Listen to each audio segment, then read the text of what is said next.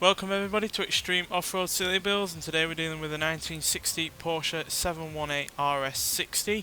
Now this has 570 horsepower, 519 pounds-feet of torque from a 2.4 litre turbocharged flat 4 engine, and the vehicle itself now weighs 1,361 pounds, has all-wheel drive, off-road suspension and off-road tyres, and it can do 0 to 60 in 2.452 seconds, 0 to 104.654 seconds, and go to a top speed of 219 miles an hour. Now I know that doesn't sound all that much in terms of power, but that is 410 horsepower more than it had originally, while also only weighing 81 pounds more as well. So yeah, incredibly lightweight car. So let's see what it can do on this course. Now we have had another 60s car from in terms of a racer do pretty well on this series in the form of the Ferrari 250 LM, so I'm hoping that this can do even better.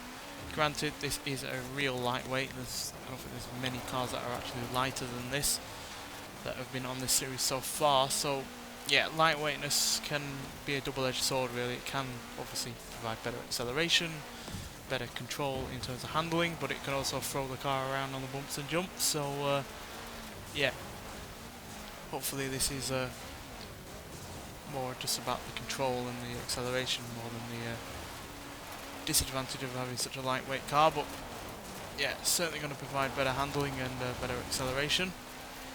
Granted, it is dealing with all-wheel drive that it never had originally, but that should hopefully not be too much of an issue due to how little in weight this car actually is. And for the most part, it's dealing with it alright so far. Granted, that Ferrari was a big surprise in terms of how quick it was. Got up to 5th place because the leaderboard stands, so that is incredibly quick for such a for an old classic racer. So hopefully this car can do just as well, if not better.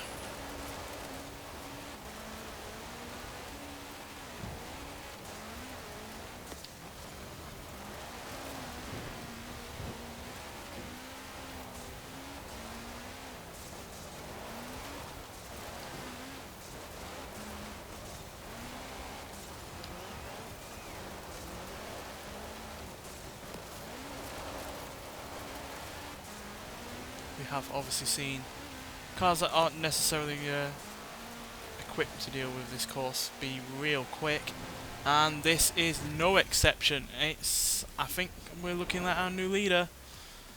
Yes, we are at 2 minutes 2 seconds .349, finally knocking the long-standing Lamborghini Urus off the top, which had a time of 2 minutes 2 seconds .616. So not a massive difference, less than 0.3 of a second between the two, but the fact that this is a car from 1960, it's a classic racer, it's never meant for going off-road, has beaten a car that is clearly meant for going off-road and had all-wheel drive standard, is immense. It's also beaten the Chevrolet Corvette ZR1, Maserati Levante S, a couple of Ferraris that you wouldn't really necessarily expect to be quick, like I said, the 250 LM, as well as the 166mm Barchetta, as well as the Lamborghini Sesto Elemento, BMW Z4 Roadster, Porsche Macan Turbo, and the Mini X-Rated all-4 racing Countryman. So yeah, we finally have a new leader, and yeah, who would have thought that a lightweight racer from the 60s would be the one to topple off the Lamborghini Urus, which has been there for an age, really, weeks upon weeks.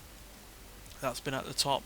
So yeah, surprised that we've finally not only got that car knocked off the top, but also that a car like this has done it, because to be honest, I was expecting it to be another off-roader to really beat that Lamborghini, but it seems that lightweightness and agility is really the way to go, to be honest, because yeah, the Corvette came close to beating the Lamborghini Urus. It was only less than 0.2 of a second off that car, but that was obviously a lot heavier than this and not quite as agile, while this is obviously a serious lightweight while having a decent amount of power. No, by no means the most that we've had on the car on this series, but a lot of power for the relative to the weight that it has going. So yeah, really pleased that it's done well there, and it was a clean lap as well. Well, clean race, as it yeah, had no real issues with anything, to be honest. So yeah, no surprise that it was so quick when you look at how clean it was, but considering everything it going against it, yeah, it's still a surprise. So yeah, there we go. So yeah, whether or not another car is going to be able to beat this, there are plenty of other lightweight racers and other off-roaders that we can try out, but yeah, that's probably going to be a even longer time to beat it than the Lamborghini Urus was. Nonetheless, thanks for watching, and I'll see you in the next one. Bye.